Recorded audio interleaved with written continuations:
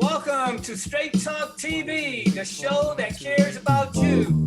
And here's our host, Tony Brown.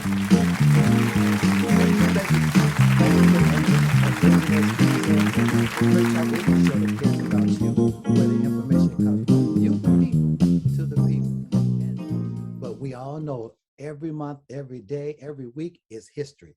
But today, tonight, whatever time you're viewing the show, we have some ladies that's going to take us through the past, the present, and the future. And me personally, I'm extremely honored to sit at these ladies' feet while they share their journey. Like I said, we're going to go from the past, the present, and we're going to go into the future.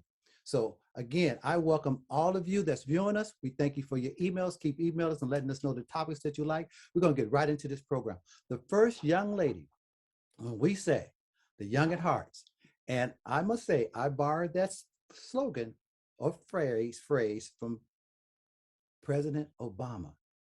He would always refer to the elders as young at hearts. So we're going to bring a young at heart right to you. This young at heart, she's an evangelist.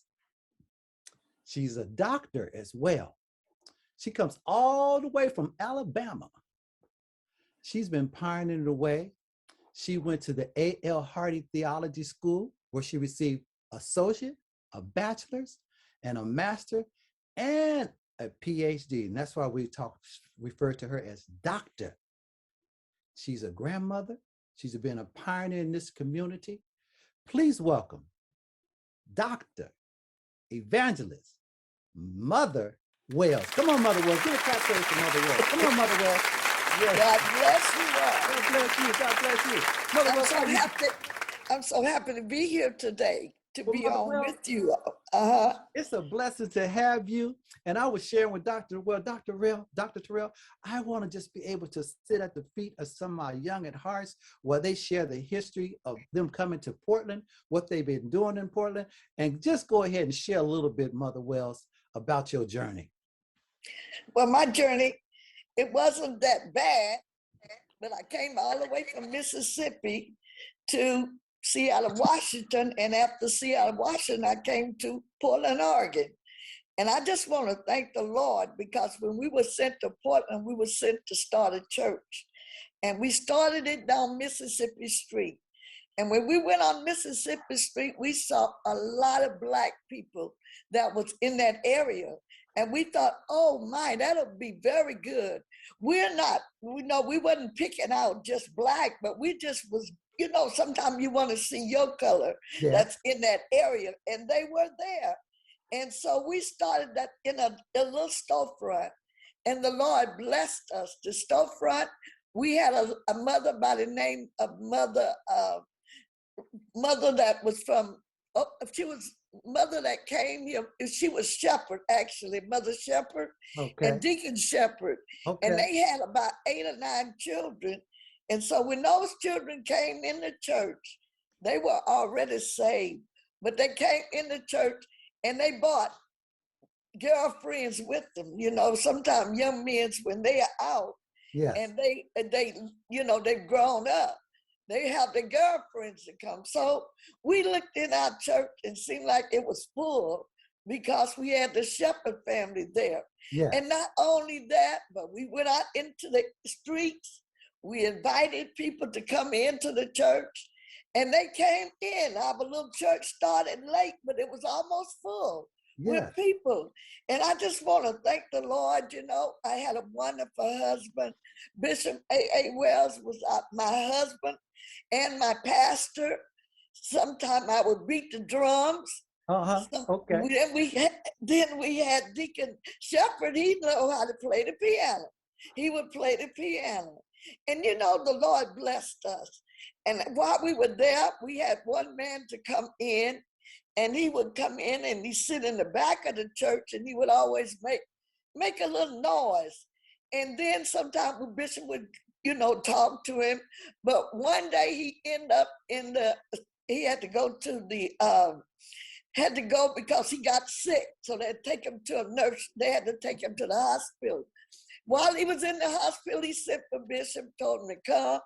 And after Bishop went to talk to him, he gave his heart to the Lord. Oh my and after he gave his heart to the Lord, he just began to sit in the church without making noise. He just come in and, sit there. And do you know, later on, we had a young lady that come from Seattle. He ended up marrying her, and he was blessed. She was a little slow in her life, but he loved her, and he married and had a daughter from her.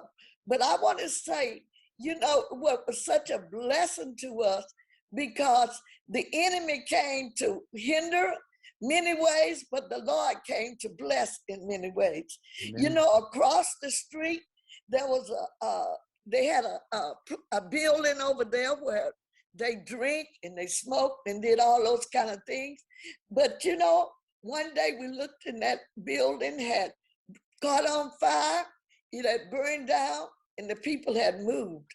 God made a room for us to come and sell in that area.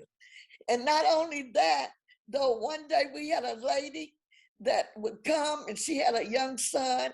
She would bring her son to the church with her, and we just loved her.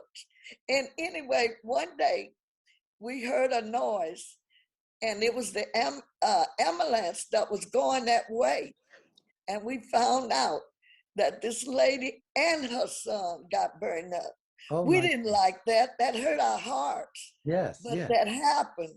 That happened. That happened. And one reason why it happened is because we would tell her, just try to smoke when you're at home, and don't come around don't come around the church. We believe that way. Right. Don't come around the church throwing the cigarettes out, because we felt like, we were teaching one way and we didn't want her to do another way.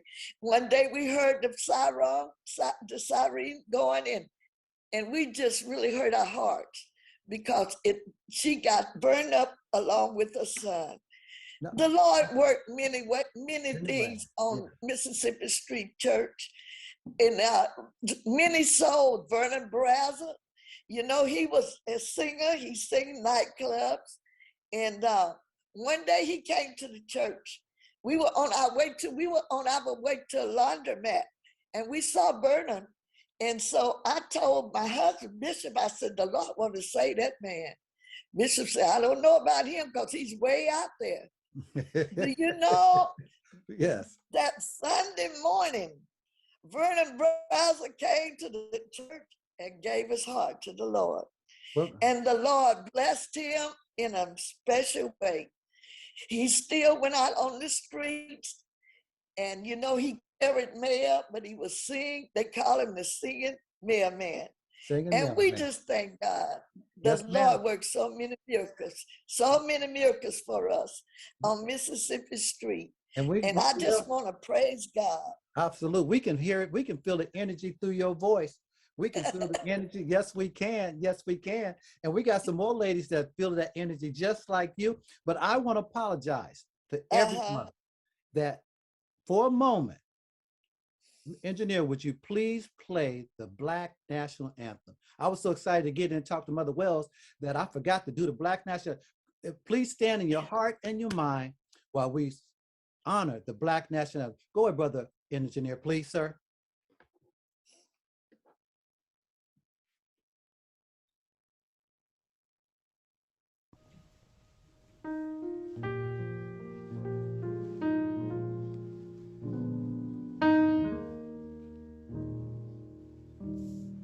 Lift every voice and sing till earth and heaven ring, ring with the harmony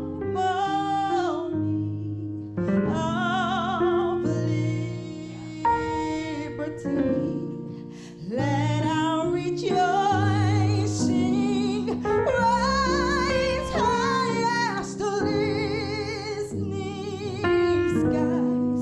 let us march on till victory is won.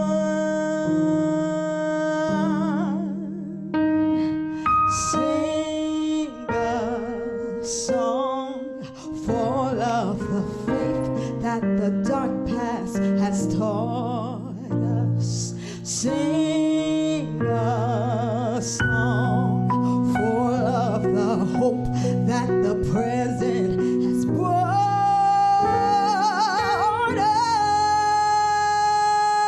us.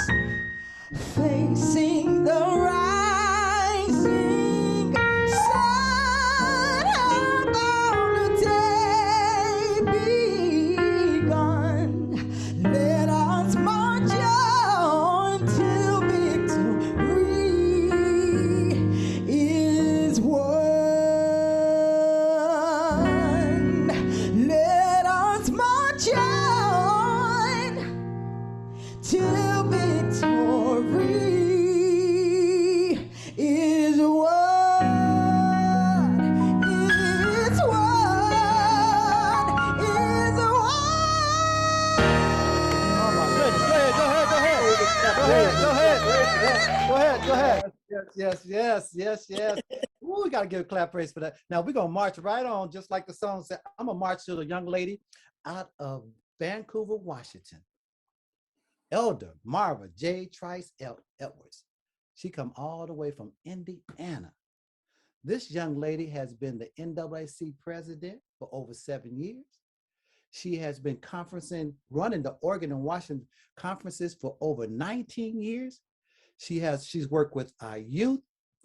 Please welcome. I'm just viewers. I'm just touching a little bit on all of these ladies' resumes. They are long. They have been serving us for so long. But I want you to welcome with me a clap praise, the Elder Marva Dr. Trice Edwards. Please come now. Give the clap praise. I'm going to share a little bit more to her. She's a historian, she's a teacher, she's a preacher, she's an advocate, she's a storyteller, she's a mentor, she's a theologist, she's a cook, and a seamstress. And she's a poet at heart. Come on, Mother. Please, yes, ma'am. I tell you, and I must thank you for your time and your effort of doing this, because you're doing something great. You are standing on the shoulders of our forefathers. Yes, we are standing, but you are standing, and you're making it known to many, many people. I came from Terre Haute, Indiana. If anybody knows where that is, they know where Indianapolis is, but we're about 70 miles southwest. But anyway, one of the things that my father stressed to his 8 children was get an education. And all the young people I meet, my children, anybody's children, get an education, because it really does help. And while it's Black History Month, and I always stop and pin things, and I came up with new beginnings. And I thought about that. And of course, I always get in the Bible, in Ecclesiastes 3:1-8, it talks about to everything there is a season. And it really is. From babies to the little children, to the youth, to the adults and young adults and all of that. But there is a season. New beginnings is where things start over to obtain something different from what was being done. And I thought about the African Americans, especially after I saw that palette with all of them all lined up. And I said, that was a horrible way to go to a new land. And they came to this new land, to a new language, new foods. They gave them new names, and they were just all mixed up. But it said the slaves, when they came to America, Black history shows how they persevered to overcome slavery to be a part of Black history. They had to persevere. And the history, it says, is a narrative of events in the lives of people. All of us have a history. It's not all the same, but it's our history. And character is doing what's right when nobody's watching you. And history helps you to understand your present and to help you to move forward into the future. Sometimes you have to look at your past to see where you came from, in order to figure out where you're going to go. And you have to set your own goals. Your goals are not mine, and mine are not yours. But you set your goals. And that's how I started. One little story that I read was in August of 1619, the Portuguese took 350 Africans from the coast of Angola. And they shoved and stacked them in the bottom of the San Juan Bautista boat. Well, they were going to go to Mexico, but the waves were rough, so they came to America. And these people were still in the bottom of the boat. And as the story goes, they started with 350, dwindled down to 149, and then to 27. They sold what they had left, which was 20, to the Dutch pirates. That was not a lot that they were able to maintain. But you know, and then I stumbled upon this Sankofa bird. And the Sankofa bird is the bird of passage. It's a mythical bird. One must return to the past in order to move forward. Some of our youth are stuck. They can't move forward. What do we do with them? Black African history and Black American history should be taught all year. But no, we don't. We have this month, so we do the best that we can. With this bird, it tells us whatever we have lost, forgotten, or foregone, or been stripped of, we can reclaim, revive, preserve, and perpetuate all that we have. And we have to do that over and over again. Well, you know, Carter Woodson, who is the father of Black history, came up with that, and he kept persevering. They used to have this on the second Sunday of February. Now, at least we have the whole month. But, you know, education is the right of every person. And then afterwards, in payment, he or she has the duty to contribute to the education of others. Well, our schools, the Black schools were started so that we could learn how to read and write and count, and even read the Bible, the book that the slave owners lived by to keep the slaves in line. You know, and we read that Bible now, but that's what they used on us. Yes. And their status changed when they began to study and become educated. They wanted to become citizens. They wanted to be first-class citizens like everybody else. But yet, here we are. We're still trying to be a first-class citizen. We still pray in our hearts and our minds that someday things will be changed. May not be in ours, but someday. We haven't given up. What a new beginning. The pressures that we have endured and the pressures that our forefathers have endured were terrible. I don't know if our youth today could bear up under all of that. But here we are. Here we are. Well, some of the stuff I remember as a child, because we were traveling from Terre Haute to Hopkinsville, Kentucky, because our aunt died.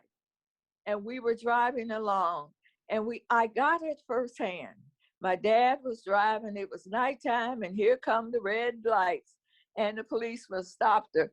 And first thing he said to my dad was, "Boy, where you think you going?" And I was thinking, wait a minute, we're the children. He's a grown adult. Why are you talking to him like that? I mean, it angered us as children in the back seat, but we couldn't say anything. And that's how I learned.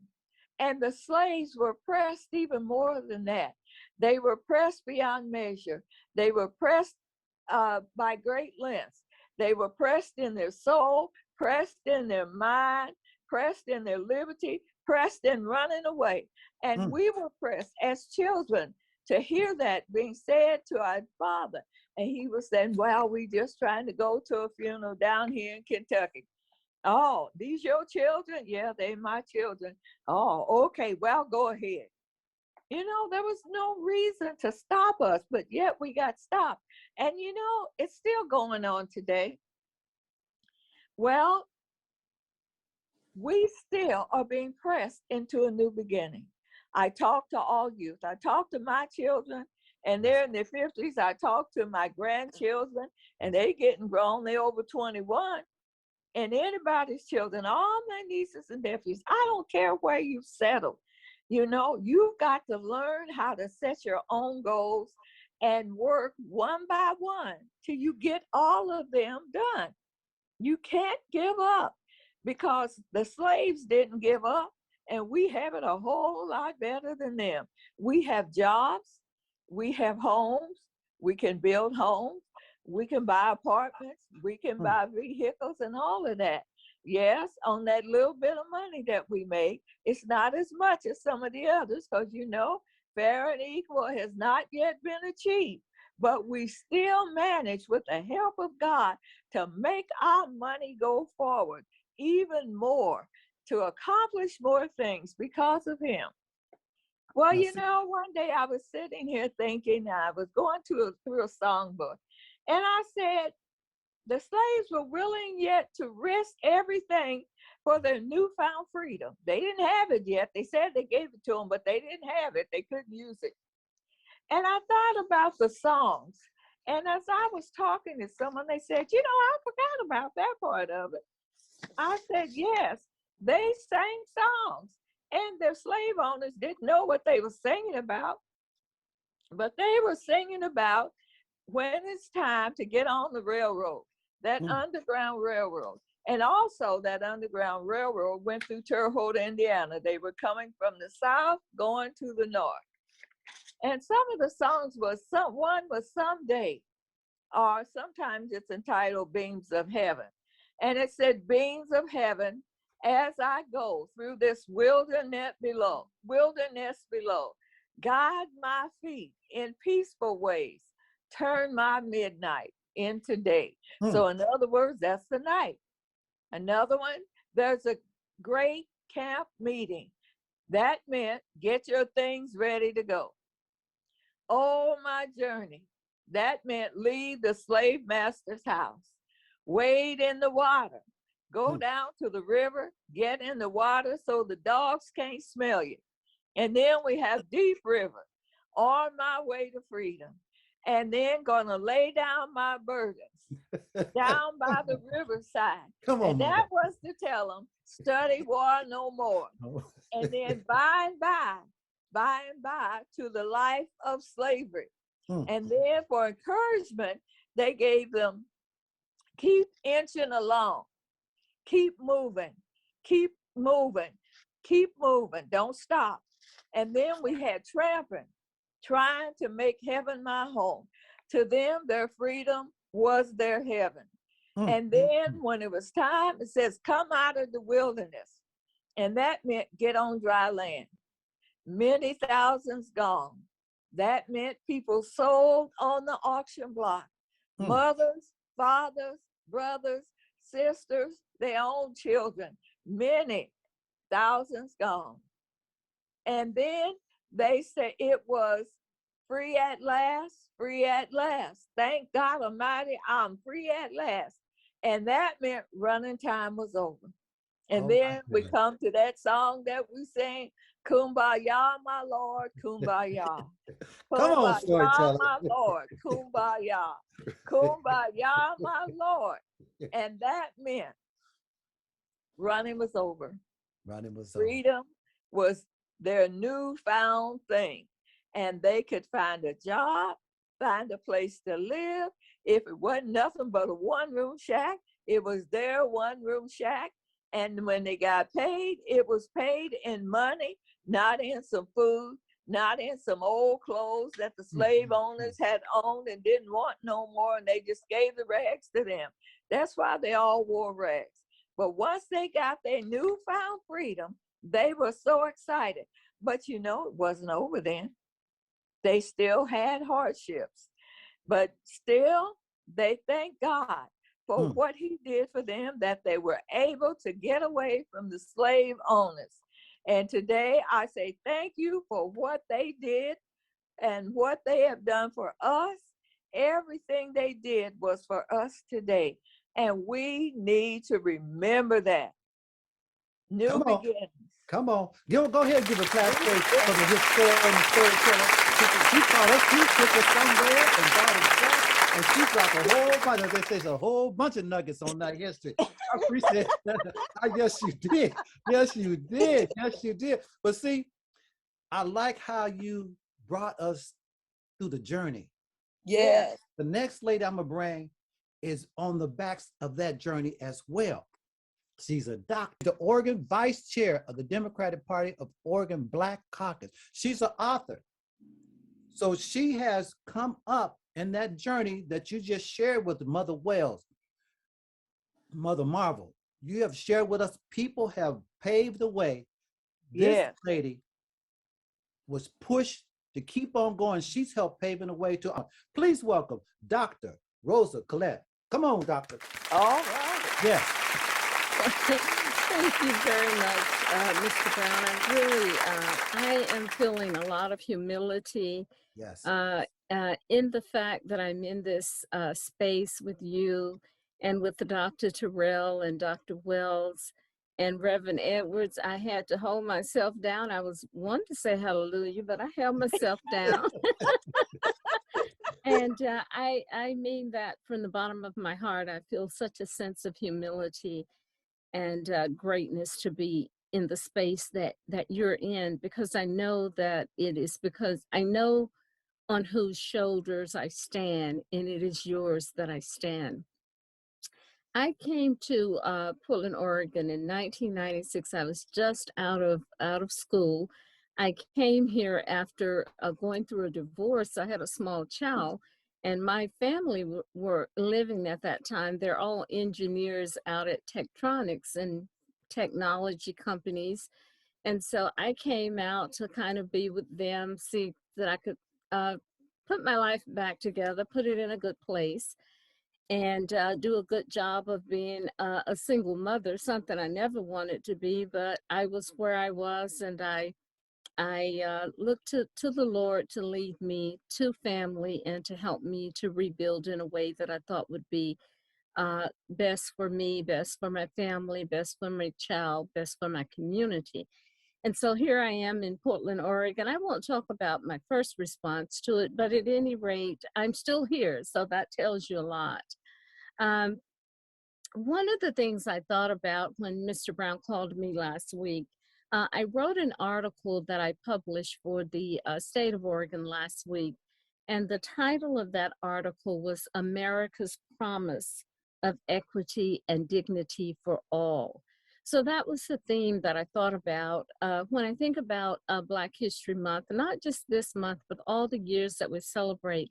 I think about that topic, America's Promise of Equity and Dignity for All. I think we've been singing that topic from slavery to emancipation, from Reconstruction to the Civil Rights Movement, to the passing of the civil rights bills for voting promises. We've gone through cycles of this journey that we're on, that we're standing on folks' back about. And it's always about the promise of equity and dignity for all. This year, I've really gotten into the Black History Month celebration because of the national theme, which is Black health and wellness.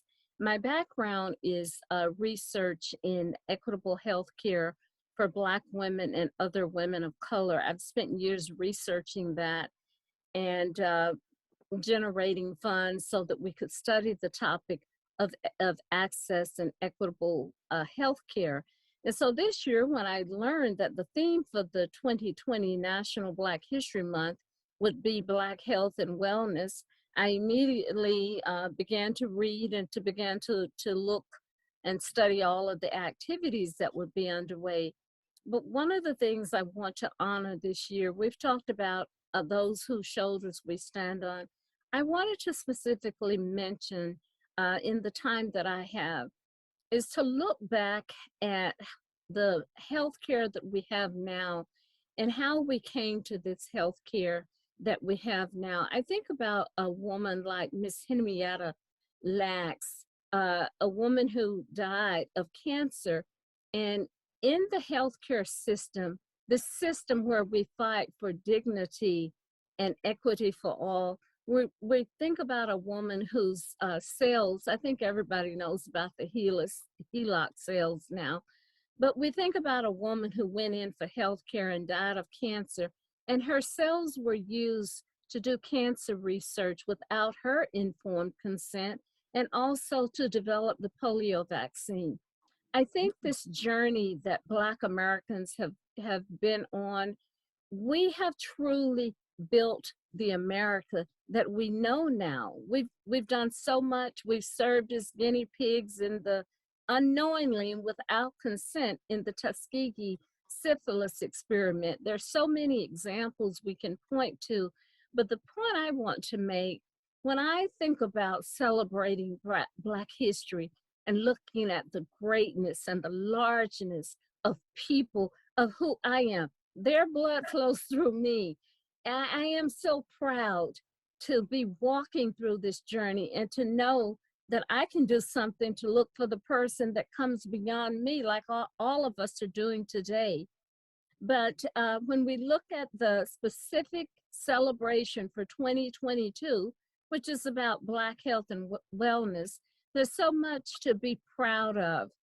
There was shame in the Tuskegee study. There was shame in how we've been used as guinea pigs. There was so much shame in how enslaved Black women were used by to do experimental surgeries, which is how modern medicine as we know it, with respect to gynecology, that was developed on the backs of enslaved women. I am so proud of them. I am so humble. I am so thankful. And I honor them during Black History Month, but every day of the year when we fight for this journey for America's promise of equity and dignity for all, those are the folks that I think we need to think about with strength. But there is also the sadness that we are yet on this journey of dignity and equity for all. But what it says to me is what Reverend Edwards was saying. We can't stop. That's not an option as to whether or not we stop here. We continue to move forward, because I can't imagine where I would be, what my journey would be if I weren't standing on someone else's shoulder. So that historical climb, that fighting forward for this equity and this dignity, it was given to me, and I have an obligation to march forward to make sure that others have it in this same journey. I am so proud to celebrate Black History Month today, and to celebrate Black History Month 365 days a year. If I fail to do that, I don't feel like that I can really come into February and say, well, here it is, now I can celebrate. But it is a journey that we're on all year long, and I'm proud and happy and humbled and grateful to celebrate it. Thank you again for giving me the opportunity to share a few words, Mr. Brown. Oh, it's my pleasure. That's the Vice Chair of the Democratic Party of the Oregon Black Caucus, Dr. Rosa. Let's give her a clap, please. Let's give her a clap. Don't go nowhere, because we're going somewhere. Now, we done traveled. We coming up to a young lady I think I could say she encapsulates all of what we've been talking about. And we've been talking about taking this to the next level. Not just for us today, because we're standing on the shoulders. There are going to be some youth that's going to have to stand on our shoulders. Mm-hmm. And this young lady, her journey started way back in Texas, but she went to Chicago. She became she started on the assembly line. Now get this, young people. She started on the assembly line working for a corporation. Because of her work ethics, her determination, because she was standing on somebody's shoulders. The spirit that they were just sharing with you tonight was put into her that she has to move on. She pressed on. She became in charge of 250,000 women she was responsible for throughout this nation. But she didn't stop there. Once she served her time there, she didn't stop. Like the song said, she kept marching on.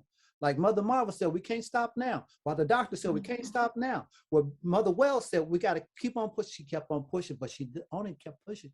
She grabbed our youth. She's been taking our youth all over the United States on tours of the HBC, Black Historical Colleges, because she's determined that she's standing on somebody's shoulders and she wants our youth to have a foundation to stand on. Please welcome the president and founder of D.A.T.I, Dr. Audrey Terrell. Give a clap for it. Come on, Dr. Terrell. Thank you, my brother. Thank you for the invite. And I'm just sitting here listening to my sister speak. And I see I could walk with them every step of the way. I come out of I was born in 1950s. And I still remember well where we went to the colored school, And then when we finally was able to go to the white school, you know, I couldn't understand what's the difference, why we couldn't do this. I picked cotton. Come on. I had to go to the back door of white people's houses. I still remember that quite well. But as I went on, I went to school. I'm an academician, so I love to read and I love to do homework and schoolwork. So when I graduated from high school, I was the first Black to graduate with scholarships, college scholarships. Got 2 of them. So I went on to school down in South Texas, a place called Woodsboro, Texas. Population 1,800 people. But I tell you, that was a learning experience, because when I went off to college, I learned a lot more about what life offers. Then I relocated to Oakland, California, and got a job. I mean, when they saw read my application, I got hired within 2 days to work for General Motors, and that was in 1976. And let me just add that I retired. I still getting paid by General Motors and the UAW and Toyota. So all I'm saying is the ethics of when we being raised, how to get up and go to work, get up and go to school. And then as I worked at the auto industry and worked with the union, I discovered that they pay for college. They pay for your tuition in the college. And when I discovered that, I went on to get a bachelor's degree, went on to get a master's degree, went on to get a PhD, and they paid for it. And I'm just telling you, so I'm standing on the back of the struggles of my brothers and sisters before me. And then within that, when I retired after 38 years in the auto industry with the union, I had the very fine opportunity to do something that is just unspeakable. I just enjoy, and that's working with Black children, taking them to colleges, HBCUs, helping them to understand it's the importance of getting education. It's so important to get educated. And so as Brother Tony mentioned, we went to Texas Southern, we went to Prairie View A&M, we went to Morehouse, Clark. Oh my God, we just went to Tuskegee. And do you know, I am so proud that the 17 kids that I would take, many of them got in. They're attending Tuskegee now. They're attending Spelman. Oh my God, and one is attending Prairie View A&M. And so the work continues. And at the same time, too, I was able to follow my spiritual desire. I become a licensed minister at Emmanuel Church, and while I'm working with these kids in school, I'd be telling them the importance of having a relationship with God. You gotta have that spiritualness that led our slaves, led our relatives to hang in there. Put your trust in God, even when you didn't have the things you needed in life. You didn't get as much pay as others, but keep your faith in God. So I am just elated with an opportunity to be here today, 70 years later, still working and develop a relationship with others who support me along the way. Mother Wells, Reverend Marver, others that have helped me to do the work that God has assigned my hands to do. And then most importantly, and I'm gonna say this because it's very important, I have 1 child, 2 grandchildren, and to see my son, he is now the director of the Utah Jazz in Salt Lake City, Utah. It's following. He was sitting by looking at all the moves Mama was making, all the struggle he had to go through. But see, it's pouring into your children. So I understand what you said about Reverend Margaret. Your children, Mm-hmm. the suffering what they did, the leaving at the babysitter, picking them up in the middle of the morning or whatever, you're pouring into your children to go on and advance their life. And then my grandson now is going to college in Salt Lake City, Utah. So, you know, Black History Month, it runs deep. Not just what happened yesterday, but the years past, the years, I tell you, God is with us, has been with us. He continues to be with us. And as I work actively as the vice president of the Coalition of Black Trade Union, I work a lot within the youth, still do as vice president. I work with women. I work with a lot of other people trying to get people jobs and get into apprenticeship program. All is that because I understand the struggle. I understand it's as we lost him, Dr. Terrell. We lost it, Dr. Terrell. We got to come back to Dr. Terrell because we can't hear you right now. She froze up. Okay, we got to come back to her. But while we're waiting for technical issues on her side, I want to bring you and to others. Okay, we couldn't hear you, Dr. Terrell. You kind of broke up.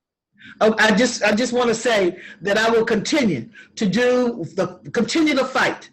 Black history, I was I seen what my ancestors did, what I went through, and what I need to do now is to continue to help our young people to advance. Get educated. I totally agree with you, Reverend Margaret. Stay with the Lord. Get God in your life. As Mother Wells has said, that's important. And you'll continue to advance others because people are watching you. Watching you. So I say to you, thank you for this opportunity. Black History Month, I am Black History. And I thank God for life itself. And with everything that's going on, I tell you, it's wonderful. Thank you. It's my pleasure. It's my pleasure. Go ahead and get Dr. Audrey Terrell, founder of D.A.T.I. And I want to go back to a historical piece here real quick. This lady, she was founder of one of the historical churches in Oregon. Mother Wells, I just want to touch on a little bit about what life was like right then and bringing us up real briefly to what life is like right now. Oh, okay. Well, yes, ma'am. Come on. It was pretty, you know, getting a church off the ground. Yeah. It wasn't that easy, but the Lord blessed us with members to come in that was already knew about the Lord. And so they were there to help us. And so I just thank the Lord because he give us people that we, some of them we knew about, but we had not been that close to them. And they came in and they helped. Even like Brother Vernon Brazel, see, he would sing on the streets and they know he was the singing mailman. Yes. And he would come on around to the church and they just learned him, knew he was from the church. And a lot of people we sent out and got, and they come to the church. And it was a great blessing to have people to come in. But most of all, having Mother Shepherd and all her children, and they bring their girlfriends in the church, you know, and God just blessed the church to grow. And we with Mother Palmer and I would go out. We went out and we got the Baker family. Now we went to the Baker's house, and the Bakers, they had a large family, but I didn't know the people, and I didn't know, you know, I wasn't used to going to people like that. But Mother Palmer was my head leader, so I went with her, and we got there, and many of them got saved out of that home and came to the church.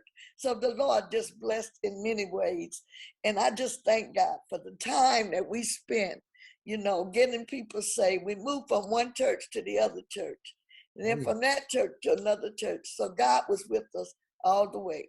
Yeah, all the way. And Mother, I want to touch on something because people don't realize this. That church, there's a saying, come as you are. That church was known as bringing people come as you are. They work with women that will have been in the streets. They have worked with men that have been in the street. They work with women that have been on drugs. They said, come as you are. Touch on a little bit what that was like to reach those people, Mother Wells, because what y'all did at that church was powerful. Well, we ended up having they got one of the houses across the street. And they had that for people that was on drugs. They came in and they stayed in that house, and they had different people to go over it and work with them. And that kind of helped, you know, to catch some of the people that were out in the drugs and all the different things. And they was able to bring them into to that house and train them. And then they was able to come to church, you know, right across the street. So it was a blessing to deal with the people. And Bishop, he was concerned about that. Yeah. He was concerned about the people. And so others would come in and work with us. And God just blessed in many ways to get the people off the streets and to get them off of drugs. And I know the Baker family, we went into that house and all of them was on drugs and things, but God saved them, saved quite a few of them. The mother got saved, and a lot of the children got saved and came on into church. And I thank God for how he moved in a mighty way for us. Yes, he did. Don't give a good mother well clap on that. I want to go to Mother Marvel, Dr. Marvel. As someone that has chaired the N.A.A.C.P for 7 years, give us a little historical vision, if you will, of what that was like, because we know that wasn't easy. And I want our young people to hear it from young at heart that travel. This has not been easy where you can just go to the store and buy what you want to buy and sit down where you want to sit down and eat. There was some people that sacrificed. So what was that like starting at N.A.A.C.P and chairing it for 7 years in Vancouver, Washington? Well, I tell you, you know, one summer I was going to visit my sister in San Antonio, Texas.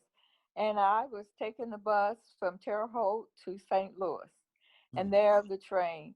And when this young lady got off and she saw me standing there and said, "Oh, you live here?" I said, "Yes." And I'm trying to get to college. That was Indiana State Teachers College. But I'm late because I had to go to jail in Knoxville, Tennessee. She wouldn't move to the back of the bus. And the policeman came and pulled her off and put her in jail. And I said, "I go to the college here in Terre Haute, but I'm going to visit my sister." Well, by the time I got back, she had already left. But I was all in my spirit, in my soul, in my mind. It was like such injustice because she wouldn't go to the back of the bus. Well, when I got here and Earl Ford was the president, and he went to Community Amy Zion Church, and he started asking us, "Well, y'all want to come to the meetings?" And we said, okay.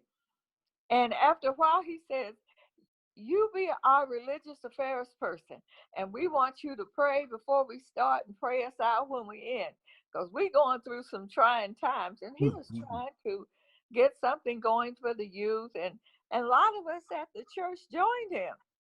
And I started out at religious affairs. I worked as the secretary, the treasurer, first. Now I worked as third, second, and first vice president. And he kept trying to get me to be the president. And I said, no.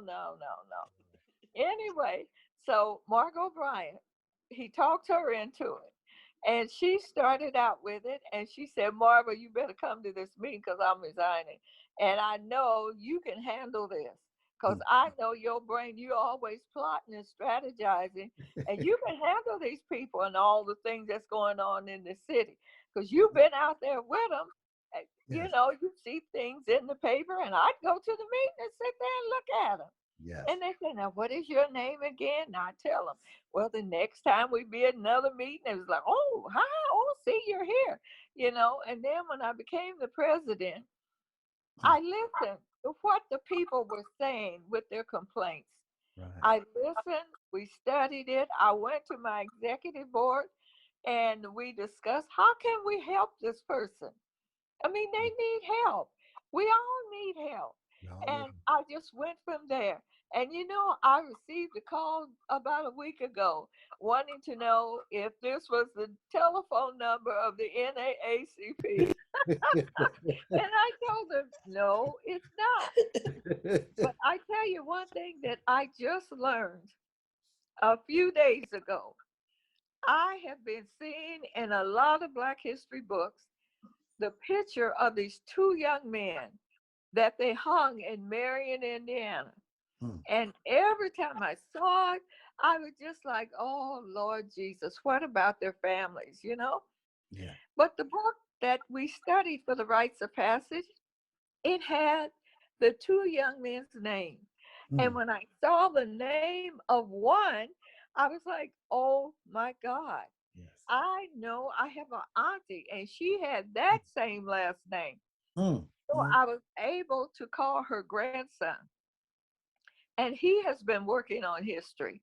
So between the two, he said, oh yeah, he's in our lineage because his grandmother married my uncle. And they were, well, the up and coming Blacks because my uncle had a barbecue place, and a Mary was a barbershop lady. She cut hair, and I know, and that was her lineage, her last name. And I was like, I am so thankful I have a name. And this young man told me I have the story about him and the other young man. And I said, send it to me because I figured he would have it because he's been working on this for years.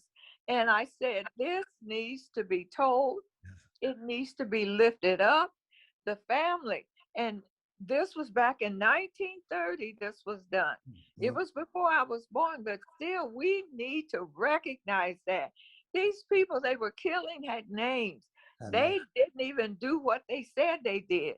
But you know how they did us. The first one they met got hung. Got hung. Oh, mother, we'd be honored whenever you can put it together. Oh, yeah. Come and spend some time where you can share that story and bring that person on where we can share that history. Because like you said, it needs to be told. And if we don't tell it, who will? If not now, when? Right. That's how I feel about it. Well, Straight Talk is your platform. I'm going to go to Dr. Colquitt. Dr. Colquitt, kind of share a little bit of your journey of what you've been through. I know we can't get it all tonight, but we're gonna keep on doing it till we get it. So we're gonna tell the story, like the song said, tell the story. Come on, Doctor. You bet. Now, I'm happy to share a little bit about that. Mr. Brown, my role, I am the chair of the Democratic Party Black Caucus, but I am also the vice chair of the Democratic Party of Oregon. So with the Black Caucus, that was a little bit of an easier journey. I was a member for about 6 years, and then I took over the chairmanship because our goals there are to work with folks who are interested in political appointments, not just running for office, but for political appointments, giving them the knowledge and the information that they need and the support systems so that they can move themselves into appointed positions, but also working with folks who want to go into elected positions. Right. So the caucus is one piece of the work that I do, but I also ran in a campaign, and it wasn't an easy journey at all, to become the vice chair of the Democratic Party, which is the only other step for me to move into is to chair the state party. But that I came out of Washington County with that journey, and I learned that there is a lot. These negative discussions don't do a lot for your spirit, but I understood when I was there. I always experienced the undercurrent of a state in which it was built on the basis of white supremacy. So there were some who were resistive to having Black folks in leadership and Black folks having a lot of influence in terms of political decisions. But I decided to put my focus on what was the positive in terms of finding the right folks to work with, to get to the right issues, and then to provide leadership overall. But make no mistake about it, there was some resistance to it. I'll give you an example. Even in terms of the Black History Month celebrations that we've been engaged in, there are pockets of resistance to everything that some don't feel is the status quo. And so what I had to do was to I call it allyship, getting some folks that can be allies and having them to understand the difference in allyship and takeovership. Because sometimes when you bring people into your sphere, what they feel like they need to do when they're working with Black folks is sometimes to take over. And it is a journey. I appreciate so much of what I've heard today because it is a journey wherein I have to stay constantly grounded, constantly prayerful, never to get out above myself or outside of myself, thinking that I don't need to be prayerful on a day-to-day basis and asking the Lord, is this the journey you want me to be on? Help me and lead me to where you think I ought to be and where I ought to be going. And so that's something that I try and do on a daily basis. And one of the things I thought about when Reverend Edwards was speaking earlier about the N.A.A.C.P, because I am a part of the N.A.A.C.P, and it's real interesting. You were saying you would open them up in prayer and then pray them out in prayer. And it's really interesting that I'm with a group of folks. They are very resistive to the prayer. And so what I think, I saw Dr. Terrell throw her hands up. There is some resistance to the prayer. And so what I really hear you and feel you when you say we have to be an example for the younger people to lead the kind of life where they know that when we're trying to live our life outside of prayer and his protection and his love and his grace, we're in trouble. And when I look at some of what goes on in those organizations, that is a part of it. But I long to be in a space where, as you say, you open it up in prayer and you close it out in prayer. I really long for that kind of thing. We got a lot to do for the younger folks that are coming in to understand the history of the N.A.A.C.P. It was founded by people who were believers and people who were prayer warriors and people who loved the Lord. And I think when we get to a place where we're trying to move away from that, we move away from our history. We're moving away. And I know all of you know this, so it's kind of like preaching to the choir. We can't move away from our foundation. I think when we try to get outside of that history, not understanding and appreciating and loving our history and understanding whose shoulders we're on, where this foundation came from, I think that's when a lot of that struggle, I'm seeing it kind of happen and sort of come up. I really, really appreciated you saying that because it is a struggle. It has been a struggle. When I look at the folks that I'm around and that I work with in the Democratic Party, but for staying grounded and staying prayerful and staying focused and understanding those things, I don't know how many days of it I could really get through because it is a journey. Mr. Brown, when you talk about it being a journey where you get from one place to the other, I recognize not only is it a journey, but it's one that I find that I have to stay mindful of literally on a day-to-day basis. It is that important. And you heard the powerful ladies and I appreciate you ladies letting us tap into a little bit of your personal stories. Share with the view. It's been truly an honor. Again, thank each and every one of you. We truly, and I'm gonna put this out there again. Each and every one of you knows some young at hearts, some men, some women that have journeyed that we don't have on tonight. Please reach out to them and let me know. And we just have them here. We just share the journey.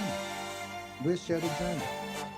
Because, as I said, we don't tell the story, who will? We don't tell it now, when? So there it is. We look forward to doing this again. Remember, Straight Talk is the show that cares about you, where the information comes from you, the people, to the people.